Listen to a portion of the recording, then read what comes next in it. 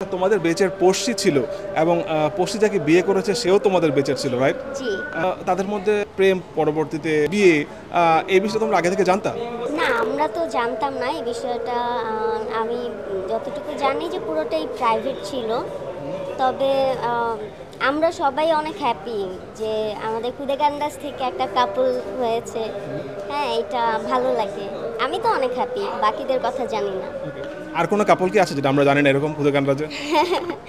এটা আগে থেকে বলাটা আমার মনে হয় না ঠিক হবে। সময় এলেই সবাই দেখতে পারবে। সেই খুদে গানরাজ থেকে আজকে নতুন আসা, মিডিয়া থেকে একটু হারিয়ে গেলা এরকম মনে হচ্ছে? হ্যাঁ, আমি এখন হচ্ছে মিডিয়াতে কাজ খুব কমই করা হয়।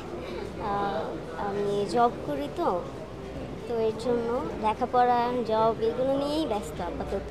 খুদে গানরাজের কথা কি মনে পড়ে? সেই খুদে গানরাজ, আমরা সেই ছোট্ট আশাকে দেখতাম। একদম সবসময় মনে পড়ে বলতে আমি ভুলেই না কখনো, মনে পড়বে কি।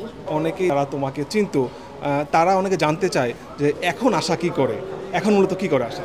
আমি এখন হচ্ছে লেখাপড়া করছি অনার্স ফার্স্ট ইয়ারে। অনার্স ফার্স্ট ইয়ার উঠে গেছে। জি। এছাড়া কি এখন গান করা হয়? গান করা হয় খুব মানে বেছে বেছে কিছু প্রোগ্রাম করা হয়, স্টেজ পারফর্ম করা হয়। এছাড়া মিডিয়াতে খুব মানে নেই বললেই চলে আর কি। একটা 2 লাইন গান একটা আমি শুনতে চাচ্ছি, যে কোনো গান তোমার পছন্দের। তুমি মিষ্টি করে দুষ্টু বলো, শুনতে ভালো লাগে।